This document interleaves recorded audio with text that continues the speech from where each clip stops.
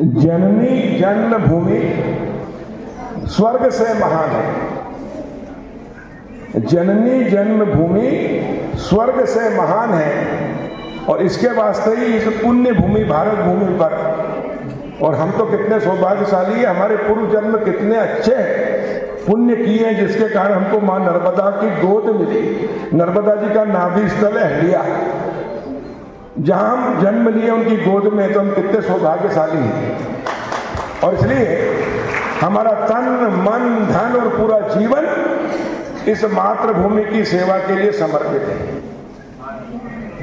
और इसलिए दोनों मुट्ठी बांधकर, जो पीछे तक बैठे हैं, सबको भगवान ने सबको हाथ दिए भैया। हम यहाँ चल के आए हैं, कुछ सीखने आए हैं, कुछ अच्छा करने आए हैं। मंच पे बैठे हैं वो भी, जो खड़े हैं वो भी, सभी की है, पत्रकारों की भी भारत माता। तो जरा जोरदार भारत माता का जयकारा लगाएंगे, बच्चों से लेकर बुजुर्ग तक। बोलो भारत माता की। दमी नहीं है यार, अभी यहां बैठे हो कि बाहर हो? अरे पूरी ताकत से बोलो, भगवान ने शक्ति दी है। देखो आज कार्यक्रम का नाम ही शक्ति है, रेवा शक्ति, और माँ रेवा का आशीर्वाद तो है। माँ रेवा में वो शक्ति है कि नर्मदा मैया गंगा जी में स्नान करने से आप जाओगे, कुंभ डुबकी लगाओगे तो पुण्य मिलेगा, लेकिन नर्मदा जी के दर्शन कर लो तो उतना पुण्य मिलता है। नर्मदा का तो कंकर कंकर शंकर है, इतनी शक्ति है नर्मदा जी में। ये आज का कार्यक्रम भी माँ रेवा के नाम से है। तो पूरी शक्ति के साथ, पूरी ताकत के साथ जयकारा लगाएंगे, और जब तक पूरे जयकारा लगाएंगे नहीं, मैं आपका पीछे छोड़ने वाला नहीं हूं नारा लगवाने से। इसलिए एक ही बार में पूरी ताकत लगा दो। बोलो भारत माता की, भारत माता की, वंदे वंदे। मैं कहूंगा नर्मदे हर, आप कहेंगे जिंदगी भर, ताकि जिंदगी भर माँ का आशीर्वाद रेवा का मिलता रहे। नर्मदे हर, नर्मदे हर। आज का दिन राष्ट्रीय ये कार्यक्रम है, इस मां रेवा शक्ति अभियान बेटी बचाओ बेटी पढ़ाओ से ही निकला कि बेटियों को कैसे बचाएं, बेटियों को कैसे पढ़ाएं, उनको सशक्त कैसे बनाएं, उनको सुरक्षित कैसे रखें, उनका सम्मान कैसे करें। उसमें ये अभियान सहयोगी होगा, मां रेवा शक्ति अभियान। इस शुभ अवसर पर उपस्थित सभी मातृशक्ति माताएं, बहनें, बेटियां और बुजुर्ग, आप सबके चरणों में प्रणाम करता हूं। युवा साथियों को नमस्कार, बच्चों को प्यार, पत्रकार मित्रों को अभिनंदन। और आज बेटी बचाओ बेटी अभियान के तहत राष्ट्रीय बालिका दिवस के अवसर पर मां रेवा शक्ति अभियान के शुभारंभ कार्यक्रम की अध्यक्षता कर रही हमारी लाडली बेटी संतोषी। खड़ी हो जाए बेटा, जोरदार ताली बजाकर संतोषी का ताली बजा होना चाहिए, ताली जोर से बजा। ताली कैसे बजती वो भी मैं सिखाता हूं।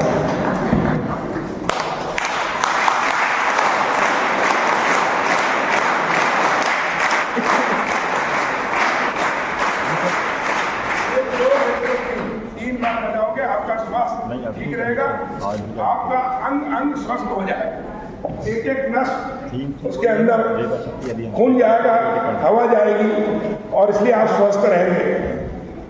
तो एक बार संतोषी के लिए जो मैंने शुरू कराई थी ताली बजाना, 3 बार बजाएंगे, 1 2 1 2, जोरदार ताली बजाकर संतोषी का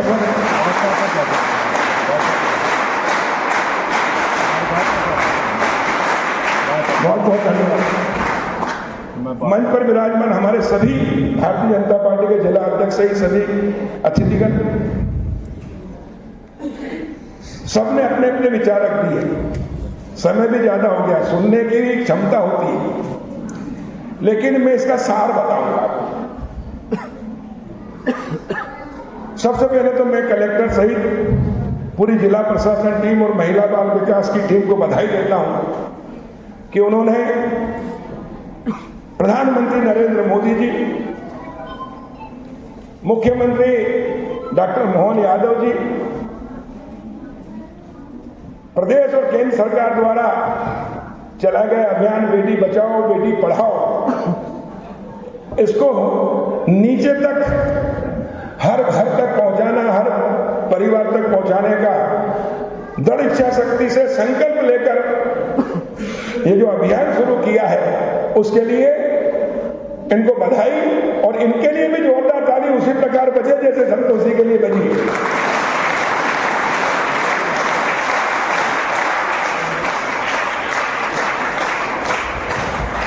देखिए, कोई भी जब समाज में, मैं हमेशा कहता हूं, जो अच्छा कार्य करता है उसका साथ दीजिए, उसका सम्मान करिए, उसका स्वागत करिए और उसके साथ करिए। और जो गलत कार्य करता है उसका विरोध करिए, उसका तिरस्कार करिए, बहिष्कार करिए और साथ बिल्कुल मत दीजिए। जिस दिन इस देश में अच्छे कार्य करने वालों के साथ जनता खड़ी हो गई और गलत कार्य करने वालों का साथ छोड़ दिया, साथ छोड़ना भी विरोध है, इतना कर ले जनता तो ये धरती स्वर्ग बन जाएगी। भारत माता शक्तिशाली, समृद्धशाली, वैभवशाली होकर सब समस्याओं का निराकरण हो जाएगा, हर समस्या का हल। अच्छा करने वालों का साथ दीजिए, अच्छा करिए, और नई शुरुआत कर सकते हैं अच्छा करने की तो साथ दीजिए। गलत मत करिए, गलत मत होने दीजिए, और ज्यादा कुछ नहीं कर सकते गलत करने वालों का साथ मत दीजिए। आज के दिन ये हमको संकल्प लेना होगा, और जिस दिन जनता संकल्प ले लेगी उस दिन हर अभियान जो अच्छा काम करने वाला अच्छा अभियान है वो सफल भी होगा और सार्थक भी हो जाएगा, लक्ष्य पे पहुंच जाएगा। तो मैं आज के दिन आप सभी से हाथ जोड़ के निवेदन कर रहा हूं, प्रार्थना कर रहा हूं कि इस अभियान से जुड़िए। ये कार्यक्रम सिर्फ औपचारिक कार्यक्रम नहीं है, ये दिल से किया गया कार्यक्रम। इसको अंदर हृदय में रखें, और यहां से जाने के बाद जब रात को आप सोने के पहले 5 मिनट इस कार्यक्रम के बारे में विचार करिए। नहीं तो क्या होगा, आए, कार्यक्रम हुआ, भाषण सुने, बाहर गए और फिर समाज के अंदर मिलकर भूल जाते, याद ही नहीं रहता। और जब याद ही नहीं रहेगा, समय दिल में नहीं बिठाओगे तो फिर कोई काम कर नहीं पाओगे। इसलिए क्या करना है, यहां से जाने के बाद शाम को जब सोओगे आप लोग इस तरह में, तो 5 मिनट, आज राष्ट्रीय बालिका दिवस है, क्यों मनाया जा रहा है? क्योंकि बालिकाओं का उनको बचाना है, बचाने के साथ उनको पढ़ाना है, पढ़ाने के साथ उनको सशक्त बनाना है, उनका सम्मान करना है। और जिस दिन इस धरती पर मातृशक्ति का, बेटियों का, बहनों का, माताओं का सम्मान होगा, ईश्वर और देवता भी उस पर प्रसन्न होंगे, आशीर्वाद देंगे और अपने जीवन में खुशहाली आएगी। जब हमारे जीवन में खुशहाली आएगी तो हमारा देश खुशहाल बनेगा और सशक्त बनेगा, और भारत माता पुनः विश्व गुरु के स्थान पर पहुंचेगी। देखिए भारत की संस्कृति कैसी है, हमारा सनातन जो है धर्म, वो दुनिया में सर्वश्रेष्ठ क्यों कहलाया, भारत माता विश्व गुरु के स्थान पर क्यों पहुंचे। दुनिया में जितने देश हैं किसी ने भी अपने देश को मां का सम्मान नहीं दिया, मां नहीं कहा, लेकिन भारत, जबकि भारत कहेंगे तो क्या आएगा, महिला नहीं आता, पुरुष आता, पुरुष लिंग है ना। लेकिन उसके बावजूद हमारी संस्कृति हमें सिखाती है, हमारे पुरखों ने इसको मां का रूप दिया है। और जैसे ही मां शब्द आता है तो उसके प्रति श्रद्धा, सम्मान, प्रेम और समर्पण सब कुछ आ जाता है। कोई भी हो दुनिया में, मां से बड़ा कोई पद नहीं है इस धरती पर, मां से बड़ा कोई पद नहीं, मां से बड़ा कोई ओहदा नहीं। और इसलिए मां, भारत माता को मां कहा गया है। प्रधानमंत्री नरेंद्र मोदी जी ने शपथ लेते से ही 2014 में जब प्रधानमंत्री की शपथ ली, उसके बाद उन्होंने लाल किले के प्राचीर से जो संबोधन किया उसमें उन्होंने एक नारा दिया, सबका साथ, सबका विकास, सबका विश्वास, और सबसे बड़ी बात आखिरी चौथे लाइन में कही, सोचते हैं बस हमारा दायित्व पूरा हो गया, अब यही सब कुछ करेंगे। इनका काम है नीतियां बनाना देश हित में, सबको साथ लेकर सबके विकास के लिए, और सबसे जो गरीब है, सबसे पीछे, उसको सबसे पहले आगे लाना। लेकिन कितनी नीतियां बन जाएं, कितने कानून बन जाएं, सरकार कितने अभियान चलाए, प्रशासन कितने अभियान चलाए, जब तक जनता जो आप सामने बैठी है, या जो समाज में जनता है, शहर और गांव में रहती है, वो जब तक शामिल नहीं होगी उस अभियान से या किसी भी काम से, कोई सफल नहीं हो सकता। और इसलिए इस अभियान को कोई सफल कर सकता है तो आप सब कर सकते हैं, आप तो बैठे हैं। और इसके लिए क्या करना पड़ेगा? जो भी भाषण आपने सुने, लोगों के विचार, ये पैम्पलेट है। मैं देखता हूं, मैं भी 30-35 साल हो गए राजनीति में, लोग छात्र राजनीति से 45 साल 50 साल से। ये पैम्पलेट अगर अभी दिए जाएंगे आपको, कुछ लोग पढ़ेंगे, चाहेंगे कुछ जेब में रख देंगे और रख दे के उसमें चला जाएगा। ठीक से पढ़ेंगे भी नहीं। ये हमारे समाज की स्थिति है, और इसलिए ये सारी समस्याएं हैं। इसलिए समाज को जगाना, आम जनता को जगाना, इस अभियान से जोड़ना, ये किसका दायित्व है? जो मंच पे बैठे हैं उनका है। जो मीडिया वाले हैं उनको मीडिया में, इलेक्ट्रॉनिक मीडिया तो अपने टीवी चैनल से, समाचार पत्र से, जो सामाजिक कार्यकर्ता हैं, अधिकारी कर्मचारी हैं, छोटे से लेकर कलेक्टर तक, ये अपने जब गांव में दौरे में जाए, शहर में जाए, कहीं भी, तो उस अभियान को लोगों को जागरूक करें। लेकिन ये सीमित है, इनके पास और भी काम है। लेकिन जो जनता बैठी है, इस अभियान से जनता जुड़ गई, यानी जितने लोग यहाँ बैठे हैं, मैं उनसे कह रहा हूँ, बाकी को तो फिर गांव-गांव जाके हम कहेंगे, मोहल्ले जाके कहेंगे। लेकिन आपसे मैं निवेदन कर रहा हूँ, आप सब भी लीडर हैं। लीडर जो चुनाव लड़ता वही नहीं है, नेता वही नहीं है। नेता शब्द इस देश के अंदर बहुत सम्मानजनक, सम्मानवाचक था। नेताजी कहते से नेताजी सुभाष चंद्र बोस का चेहरा सामने आता है। नेताजी सुभाष चंद्र बोस, कल ही 23 जनवरी थी, उनका जयंती मनाई गई थी। वो कहते थे, तुम मुझे खून दो, मैं तुम्हें आजादी दूंगा। और पूरा जीवन भारत माता को आजादी दिलाने में लगा दिया, आजादी दिलाई। जब भारत गुलाम था उस समय परिस्थिति अलग थी, देश के लिए मरने की आवश्यकता थी, देश के लिए कुर्बान होने की, शहीद होने की आवश्यकता थी। अब देश आजाद है, हमारे सैनिक सीमा के ऊपर गर्मी में, ठंड में, बारिश में, दिन में, रात में अंगुलियां गल जाती सैनिकों की बंदूक थामे, पैर गल जाते हैं, कई बार बर्फ के अंदर दब जाते हैं, लेकिन वो भारत माता की सुरक्षा करते हैं, हमारी सुरक्षा करते हैं। किसकी सुरक्षा करते हैं? तब हम सुरक्षित हैं और स्वतंत्र हैं। तो हमारा भी कुछ कर्तव्य दायित्व है कि नहीं? और इसलिए आज मैं आप सबसे हाथ जोड़ के प्रार्थना करके एक संकल्प दिलाना चाहता हूं कि आप सब, और यहाँ जो आए हैं वो वाकई में सम्मानीय है, क्योंकि उनकी बेटियां हैं, ये मातृशक्ति भी आई है, उनके परिवार के लोग भी आए, पिता भी आए हैं, परिवार से आए। तो आप तो बहुत सौभाग्यशाली है कि आपकी बेटियां हैं। बेटी है तो कल है, बेटी है तो जीवन है, नर्मदा है तो जल है, और बेटी है तो कल है। इस सृष्टि की रचना करने वाली, इसको संवारने वाली मां शक्ति है। और इसलिए आप सबके चरणों में प्रणाम करते हुए आपसे अपेक्षा करता हूं कि इस अभियान को जहां भी आप रहते हैं, शहर में या गांव में, तो अपने घर पर आज या कल अपने मोहल्ले के 10 घर इधर, 10 घर इधर,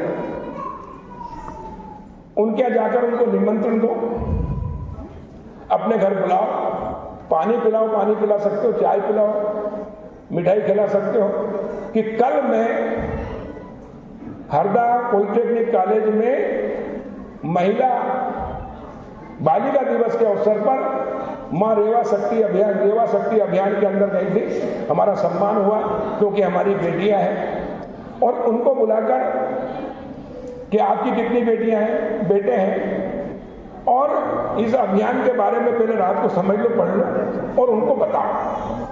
तो आपके अंदर आप बहुत बड़ा पुण्य का काम करेंगे। और 10-10 घर यानी 20 लोगों तक आपने पहुंचाया, तो वो फिर 20 उसमें से भी कुछ आगे पहुंचाएंगे, तो ये एक घर चल जाएगा हमारा अभियान। और ये अभियान देश हित में भी है, समाज हित में भी है, हमारी बेटियों के हित में भी, हमारे हित में भी है। समाज के अंदर जागृति लाना। मैं बताना चाहता हूं कि मेरे ससुर के 10 बेटियां, सबसे बड़ी मेरी श्रीमती और एक बेटा। और लोग सोचते हैं कि बेटियों की शादी करना पड़ेगी, बेटियों को खर्चा करना पड़ेगा, कर्जा लेना पड़ेगा, और बेटी तो पराया धन है, पढ़ाओ लिखाओ, शादी हो गई, ससुराल चल जाएगी तो अपना क्या। लेकिन मैं बताना चाहता हूं अनुभव, मेरे ससुर किसान आदमी, अच्छे किसान, उन्होंने 10 बेटियों की शादी की, बेटियों की बेटी की शादी भी की। मेरी 2 बेटे, एक बेटी है। मेरी बेटी की जब शादी विवाह आया तो मेरे से बोले कि मैं प्रीति की शादी मैं मेरे गांव से करना चाहता हूं, मेरी बहुत इच्छा है। मैंने कहा ससुर जी, पिताजी, आपने 10-10 बेटियों की शादी करके पुण्य कमा लिया, अपनी बेटियों की और भी शादियां कर दी, बेटियों की। मेरी तो एक ही बेटी है, तो थोड़ा पुण्य मुझे भी तो कमा लेने दो, आप आशीर्वाद रखना। तो मेरे से नाराज हो गए। यानी जिनकी बेटियां हैं वो अपना भाग्य लेके पैदा होती हैं, और बेटी को लक्ष्मी कहा गया, सरस्वती कहा गया। बुद्धि भी है और लक्ष्मी भी है, सरस्वती भी है, लक्ष्मी भी है। आपने देखा होगा कि जितने भी मिनट में आते हैं, बेटे कम आते हैं, बेटियां ज्यादा आती है। और शादी के बाद बेटा है तो अलग हो जाएगा, नौकरी करता तो बाहर चला जाएगा। माता पिता की सेवा भी अगर कोई करेगा बुढ़ापे में तो बेटी करेगी, वो भी वो जिद करके आ जाएगी, माता पिता की सेवा करेगी। है कि नहीं? अनुभव बताओ, सही कह रहा हूं ना? तो बेटे से ज्यादा माता पिता और परिवार की चिंता करती है।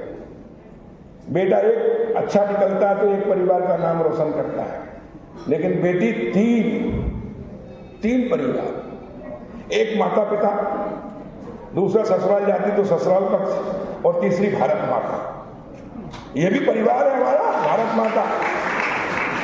और इसलिए बेटी को बचाओ, बेटी को पढ़ाओ। इस अभियान के तहत हमारी जो रेवा शक्ति अभियान चल रहा है, जिसमें विभिन्न प्रकार की सुविधाएं दी गई है। देखो, सुविधाएं इसलिए दी गई कि हमारा देश, ये दुनिया है, भगवान ने जो बनाया ना, स्वार्थ, हमको क्या मिल रहा है, क्या सुविधाएं मिल रही है, क्या छूट मिल रही है, उसमें आदमी ज्यादा आता है। उस कारण मजबूरी है, जब लोग जैसा चाहते हैं वैसे सरकार प्रशासन भी करता है कि आपको पढ़ाई में छूट, आपको किराना सामान खरीदने में छूट, आप कहीं जाएंगे उसमें छूट। एक तरह से सम्मान भी है, बेटियों के प्रति छूट भी है, ताकि लोग बेटी को बोझ ना समझे और बेटी को आने दें। तो एक तो ये संकल्प ले कि हम बेटियों को आने दें। एक बेटा हुआ, ऑपरेशन करा लेते लोग। पहले तो हमारे दो, पहले जनसंख्या बहुत हो गई थी, रोकने का प्रयास किया सरकार, लेकिन अब संख्या कम हो रही है। कई देश तो कानून बना दिया, पहले था 2 से ज्यादा नौकरी, 2 से ज्यादा बच्चे होंगे तो नौकरी नहीं लगेगी। अब चाइना के अंदर हो गया कि जिनके 2 से कम बच्चे उनको नौकरी नहीं देंगे, कोई सुविधा नहीं देंगे, बच्चे ज्यादा पैदा करो। और भारत देश तो सबसे दुनिया का सबसे युवा देश है, और ईश्वर कभी पक्षपात नहीं करता। ईश्वर बेटा भेजता है तो बेटी भी उसके लिए भेजता है, क्योंकि बेटी नहीं है तो सृष्टि नहीं चल सकती। और इसलिए बेटी को आने दो, बेटी का स्वागत करो, खुशियां मनाओ। जब से सरकार ने, भारतीय जनता पार्टी की सरकार जब से आई है मध्य प्रदेश में शिवराज जी के नेतृत्व में, हम मंच के ऊपर बेटियों का पूजन करके ही कार्यक्रम शुरू करते हैं। ये अभियान अभी भी चले, जीवन भर चले। हम तो कहते हैं नर्मदे हर और जिंदगी हर, अच्छा काम जिंदगी भर चलना चाहिए। तो ये अच्छे काम में कौन कौन सहयोगी बनेगा? ब्रांड एम्बेसडर का नाम दिया हम ब्रांड, आप सब ब्रांड एम्बेसडर, आप किसी से कम नहीं हो।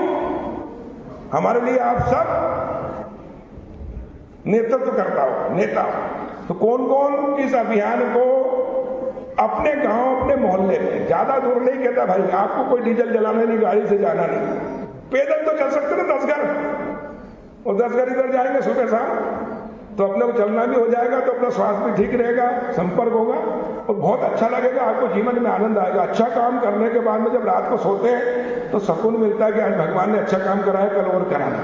मैं तो रोज रात को सोता हूँ, 5-10 मिनट देता हूँ कि मैंने दिन भर में कितने लोगों के दुख दूर किए, कितने लोगों की समस्या हल की, और हो जाती है तो मुझे बहुत अच्छा लगता है। भगवान से मांगता हूँ कि भगवान मुझे इतना सक्षम बनाए कि कल मैं इनसे और ज़्यादा लोगों को, जो भी मेरे पास आए, वो निराश होकर जाए, कमल की तरह खिलता हुआ जाए, हंसता हुआ जाए, खुश होकर जाए। और ईश्वर ने अभी तक रक्षा रखी है, ऐसा किया कि मेरे यहाँ जो भी आया है निराश होकर नहीं गया कभी भी। मैं विधायक रहूं ना रहूं, मंत्री रहूं ना रहूं, कोई फर्क नहीं पड़ता। आपके अंदर थोड़ी इच्छा शक्ति होनी चाहिए काम करने की। तो कौन कौन है, जरा हाथ ऊपर करो, मुट्ठी बांध कर, मुट्ठी बांध कर, संकल्प के साथ। वाह, कितने ब्रांड एम्बेसडर देखो आपके साथ करें। अभी कितने लोग खड़े हैं आपके साथ इस अभियान के साथ। मैं आप सबके चरणों में प्रणाम करता हूं, लेकिन खाली हाथ ऊपर कर दिया तो उसको निभाना है। और मेरा नंबर लिखो, जितने लोगों ने हाथ ऊपर किए वो मेरा नंबर लिखो, और कल मुझे बताओगे फोन करके। और जब जाओगे, सबके पास मोबाइल है, मोहल्ले में जाओगे तो 10 घर जाओगे, उनके साथ फोटो खिंचवाना, बेटियों के साथ, बेटों के साथ, सबके साथ कि हम इतने घर गए, और मुझे व्हाट्सएप करना है ना। मेरा व्हाट्सएप नंबर भी दे रहा है, तब जाकर ये अभियान तेज गति पकड़ेगा। और मैं आज कह रहा हूं कि मां नर्मदा का आशीर्वाद हमारे ऊपर है, हम तो बहुत सौभाग्यशाली कि नर्मदा क्या है। और इसलिए हरदा से जो भी अभियान शुरू हुआ है वो प्रदेश नहीं, राष्ट्रीय स्तर पर, अंतर्राष्ट्रीय स्तर पर उसको मान सम्मान मिला। देखिए हरदा से हमने, जब मैं राजस्व मंत्री था, एक अभियान शुरू किया था, गांव की आबादी का मालिकाना। गांव में मैं पैदा हुआ, मेरा गांव में खेत है, 200-300 एकड़ जमीन पैदा हुआ। जब से मकान है, मैं विधायक बन गया तो मैंने सोचा मैं एक वेयर हाउस बना लूँ यहाँ।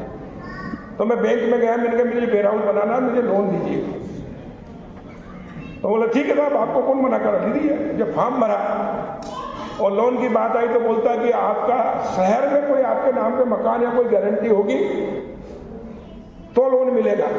मैंने कहा गाँव में अगर मकान है मेरा, भले वो 50 लाख का है, 1 करोड़ का है, 10 करोड़ का है, 1 लाख का है, 1 रुपए की गारंटी नहीं दे सकती, 1 रुपए की जमानत नहीं हो सकती, 1 रुपए का लोन नहीं मिल सकता, लिमिट नहीं मिल सकती, सॉल्वेंसी नहीं बन सकती। मैं शहर में है तो बोले सब हो जाएगा, जमानत भी हो जाएगी, लोन भी सब हो जाएगा, ऐसा कानून बोले आए। तो मैंने कहा मैं उससे नाराज हूँ, मैं गांव वालों की इज्जत नहीं है क्या, गांव की प्रॉपर्टी। बोले साहब मैं क्या करूँ, मैं तो कर्मचारी हूँ, आप नेता है, सरकार में जो कानून बनाता है उसका हम पालन करते हैं। मैंने उसी दिन संकल्प लिया वही बैंक से कि जिस दिन मेरे पास पावर आएगा, कानून बनाऊंगा, मैं मंत्री बना और राजस्व मंत्री बना, मैं कानून बनाऊंगा। मैंने विधानसभा में खूब लड़ा, कोशिश की, लेकिन सरकारों के ध्यान में नहीं आए। लेकिन जब राजस्व मंत्री बना तो मैंने कहा कि जो गांव में हमारे पुरखे पिताजी के पिताजी के पिताजी के समय से रहते आए, तो हमारे पास भी मकान है, गरीबों के पास भी झोपड़ी है, तो उससे उनको लोन मिलेगा तो मकान बना लेंगे, व्यवसाय कर लेंगे। इसलिए गांव पिछड़ गए, शहर मुट्ठी भर आगे निकल गए।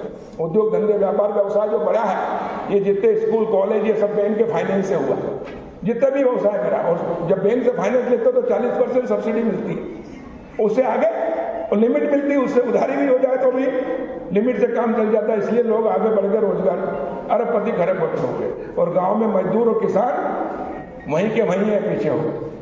तो मैंने कानून बनाया, मैंने मुख्यमंत्री को बताया कि भाई साहब गांव में इंदिरा आवास आती है, 1 या 2 1 साल में आती है, लेकिन जैसे ही मालिकाना हक दे देंगे, इनको हटा नहीं सकते आबादी वालों को, तो मालिक बना दे। और जैसे ही मालिक बनाएंगे तो इनको कलेक्टर गाइडलाइन से पहले हो जाएगी 2 लाख 3 लाख 5 लाख 10 लाख, तो इनको बैंक से लोन मिल जाएगा, तो पक्के मकान हो जाएंगे, तो झुग्गी मुक्त ना हो जाएगा, आपका नाम अमर हो जाएगा। मुख्यमंत्री खुश हो गए, बोले बिल्कुल करो जल्दी।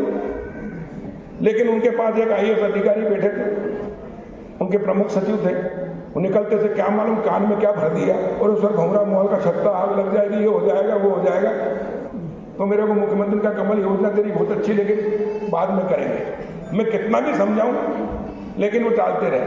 फिर 2 अक्टूबर 2008 को मैंने पायलट प्रोजेक्ट करा, प्रमुख सचिव को लेकर आया, कलेक्टर से बात की, मसलगांव गाँव और भाट परेटिया इनका पूरा मालिकाना हक दिला दिया। जो गाँव में गरीब रहते हैं, किसान मजदूर, सबको जो जहाँ बसा हो उतना मुख्यमंत्री ग्रामीण आवास अधिकार पुस्तिक बना देते। उससे उनको बैंक से लोन मिलने लगा, लिमिट बन गई, सॉल्वेंसी बन गई और कोर्ट में जमानत में भी काम आने लगा। और उसके कारण 100 मकान मसलगांव में हमने बैंक से लोन दिलाकर दिए और उसमें मुख्यमंत्री ग्रामीण आवास बने। पहले इंदिरा आवास कच्ची आती थी, पक्के मकान देश में पहली बार मध्य प्रदेश में हरदा से शुरू हुए। 50% 1 लाख लोन दिलाया, 100 लोन मिले एक गांव में। 50% सरकार भरेगी, 50% हितग्राही। और जब मोदी जी प्रधानमंत्री बने 2014 में, उन्होंने पूरे देश का सर्वे कराया कि कितने गरीब लोग हैं जिनके पास मकान नहीं है, मकान देना है। तो पूरे देश में इंदिरा आवास कच्चे और मध्य प्रदेश में इंदिरा आवास के साथ मुख्यमंत्री आवास पक्के मिले। तो उन्होंने पूरे देश में मुख्यमंत्री आवास का नाम हटा के प्रधानमंत्री आवास कर दिया, 100% अनुदान पर दे दिया और आज 4 करोड़ मकान बन चुके हैं, 3 करोड़ आने वाले 4 साल में बन जाएंगे। तो इसकी शुरुआत भी हरदा से हुई है। ये हरदा है मां नर्मदा का आशीर्वाद। उसी प्रकार कई अभियान, किसानों की फसल मंडी में भीड़ लगती थी, लाइन लगती थी, 2-2 3 दिन में टूटते थे। SMS के माध्यम से हमने हरदा से शुरू कराई कि किसान को SMS करेंगे कि आज आपका माल तुलेगा, कितने किसानों का, जितने ट्रैक्टर ट्राली आ सकती है, ताकि उनका समय बचे, भीड़ भी ना हो, अराजकता भी ना फैले। वो हरदा से शुरू हुई, आज पूरे प्रदेश और पूरे देश में। तो इस प्रकार अनेक इल्ली को प्राकृतिक आपदा भी हरदा से शुरू करा। तो हरदा के ऊपर मां नर्मदा का आशीर्वाद है, वही बुद्धि देती है, वही शक्ति देती है और उसी के कारण अभियान शुरू हुआ है।